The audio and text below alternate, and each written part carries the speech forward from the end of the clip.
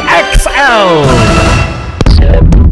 Sa inyo na ang mga nagliliyab, nagbabag at nag-aalab na mga kaganapan sa kasulok-sulukan ng Kalakang Maynila sa loob ng ating bansa at saan mang dako ng mundo. Naglalagablab! Katatampukan ng mga pambihirang kaganapan na bumabandera sa mga police blotters, mga kulay dugong pangyayari na nakakagimbang at mga nakakatawang pansin eksena na tiyak na pag-uusapan. Naglalagablab! At narito na ang naglalagablab na mga balita sa DZXL 558. Naglalagablab na mga balita.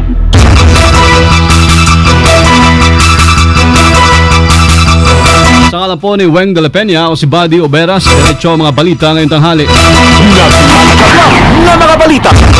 Sinugod na mahigit sa 30 tindero ang Station 10 ng Quezon City Police District dahil sa kalituhan nila sa irregularidad sa lungsod. Ayon ho sa reklamo ng isa sa mga tinderang hindi nagpakilala, iginit sa kanila ng mga pulis ng Station 7 na tinawag na Task Force Cubao na sila umano ang nakakasakop sa mga ito at hindi ang Station 10.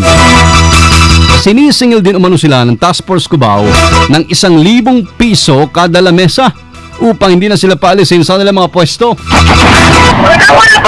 Ang wala pong problema namin ay yung hindi po namin malaman kung Station 10 ba talaga o Station 7 ang sumasakop sa amin. Hindi po namin kaya yung inaalok ng tawa ni Ramon Canada. So, kaya nga po nagtataka kami. Ang sabi nila bawal ang vendor, pero pag binentahan kami ng mesa, pwede kami magtinda.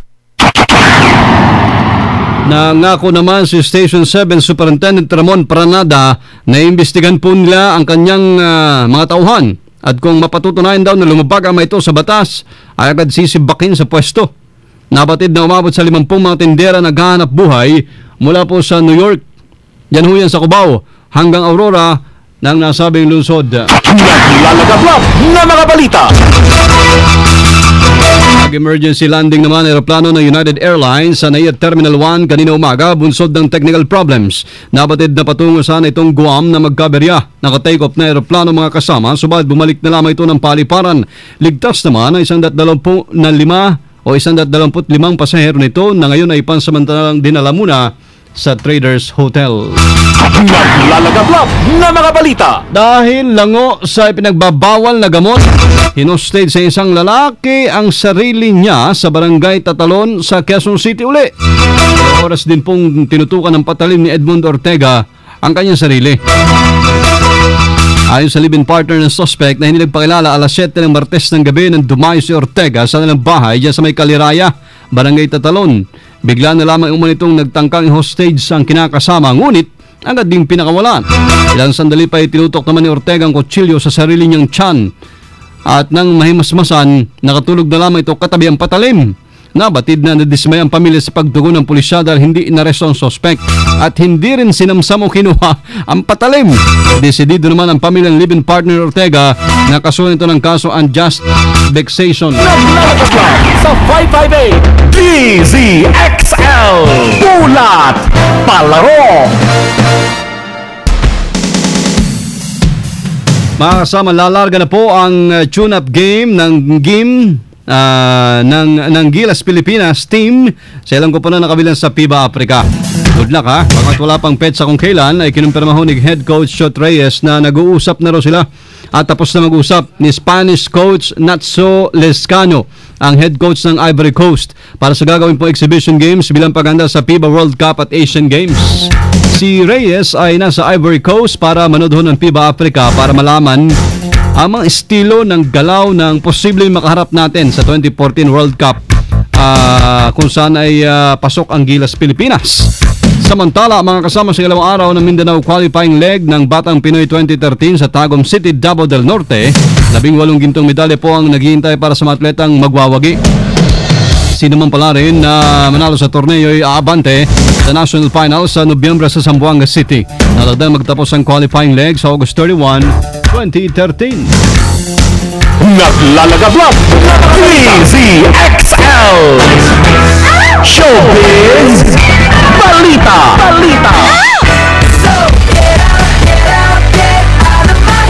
Si Loli ay mukhang sumasama sa paghanap kay Napoles. Wala siya ngayon. Si Miss Candy andito, mga kasama. Good afternoon, Papalicious Buddy, at sa lahat ng ating mga friendship, mga ka-tribe at mga ka-chatters. Hello. Nako, si Loli, no? Grabe, super takbo talaga Ay, siya, talaga? no? Ay, Sayang daw yung 10 million 10 million pesos, pa naman Grabe, kaya igagrab niya ng opportunity mahuli o ma-sighting itong si Janet Lim. Ituturo mo lang, 10 million na. Wow, grabe na to. Hindi ka huhuli, tuturo mo lang. Tuturo mo lang, pero tiyakin mo, ang ulo niya mismo yun, ha? Tama, Baka look-alike lang. Kaloka-like lang, no? Nakakaloka talaga. Grabe na to. Pero sisiw daw yun. Sisiw lang yung 10 million. Kasi yung kanya, 10 billion. Grabe. Sige, bidding pa, bidding. Okay, higher. Eto, panchika natin. Naku ha, tapos ng 1 million March. Pero ito naman, Sino yan? Ogie Alcacid, nanawagan naman ng 1 million prayers. Nung araw ang hirap ng buhay. Pipila ka muna bago ka makapag-internet. Teka muna. Isa-isa lang ang pagpe-friendster. Bakit? Dito pa nga tayo nagsisiksikan para makapanood ng video dati. Oo, bakit pumasok yung pinapanood ninyo? Oo nga. Naku. Malalim na investigasyon ito. Naku, baka sumingit yan si Janet Lim. Hindi natin napapansin, ha? Hindi, baka bumabati lang ng happy birthday, Armen. Pwede. Sa internet. Oo. Lalo na yung mga ano natin dyan, mga ano tawag doon? Yung mga nanood dyan sa atin sa streaming. Mga chatters. Opo. Magandang tanghali sa inyong lahat dyan. Si Messenger 88, seryoso siya ngayon. May vlog siya. May vlog. Ayan, haba. Ano sinasabi niya ng damdamin niya? Tama. Lance 2013, hi daw. Hello. Magandang tanghali po. Ito nga, no, going back naman tayo sa 1 million prayers si Ogie Alcacid. Akala ko mapapansin kang music para dun. Nagtataka ko, ang layo sa putukan nung narinig ko Ito yung 1 million prayers para sa kanyang biyenan na si Mang Jerry. Okay. Bagamat wala pang no comment, no. No comment pa dito si Asia Songbird. Balinghoy, O yung sweet, no? Sarap, With muscovado sugar. Happy talaga. birthday! Yay! Ay, sarap.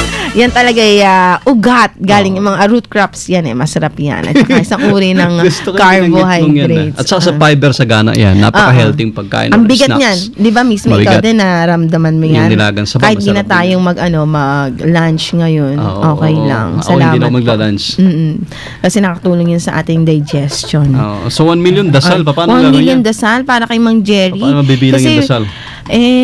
Siguro sa ano yan, sa Twitter na lang ni Regine Velasquez. Okay. Doon na daw pwedeng i-post naman yan. Pero kahit naman hindi po-post yan, basta idiretso mo na kay God. Marinig na niya na yan. Oo.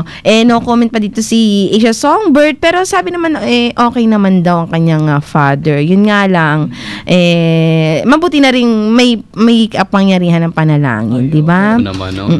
To the rescue rin naman ang mga followers ni Regine sa Twitter at nagpahayag ng suporta sa pagdarasal sa mabilis na paggaling ni Mang Jerry. Yun na nga. Kahit di pa man umaamin kung anong talagang totoong kondisyon. Kahapon panay ang post ni Regine ng mga lumang pictures nila kasama kanyang father na para bang nagre-reminisce ng mga alaala. Kaya naman lalong nag-aalala yung mga taong nagmamahal sa kanya kung ano ba talaga ang kondisyon ng kanyang foodra. Kung ano man di bale, mapapagaling pa rin yan ang ating pagdarasal. Manalig lang tayo, tuwag tayong bibitiw. Amen. Amen. God is the ultimate healer. Totoo yun. Amen. No? Thank you, Lord. Okay, sa ngalan pa rin po ni Lolly. Ito pa nag-iisang dakila, Miss Candy, Tatak, RMN. Thank you, Miss Candy. Salat pa may mga karamdaman. Pag dasal lang po at gagaling din tayo. Hindi gasgas, hindi umatras, medyo madulas. Ito ang Balitang Panghimagas. Please welcome si Paybe, mga kasama. Magandang tanghali, mga kasama. Kumain na ba kayo dyan? Tapos na. Buti pa kayo. Ang sarap ng balinghoy. yung kamuting kahoy. Ay, yung kamuting Sarap. kahoy. Laking gulat ni Leon Smith, taga London, na ang inaakala niyang katabi niya sa kama matulog ay ang kanyang nobya, isa palang fox o lobo. Naramdaman daw niya kasing may gumagalaw sa kanyang leeg. Akala niya nilalambing siya.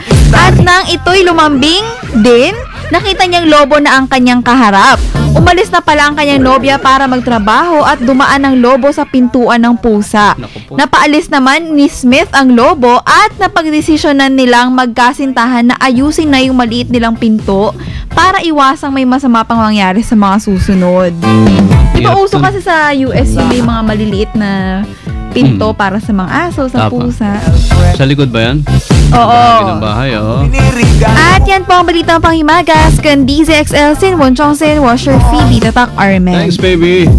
Ang di niya lang alam at di ko masabi na ako'y isang Naglalagablag na mga balita. Alas 12:32 na ng tanghali. Atid po sa atin yan ng PhilHealth mga kasama. Tuloy lang inyong pagsuporta. Kaya sa loto natin, so thank you. Pusong panalo. Nakatulong tayo sa bayan. Naglalagablag sa 558. minananalang. Again, happy 61st anniversary po sa RMN, September 1, Barangay 161, dyan sa Manibay, Pasay, kita-kits po tayo. Bahagi ho ng medical mission ng DZXL RMN Manila. May pa rin ating anniversaryo.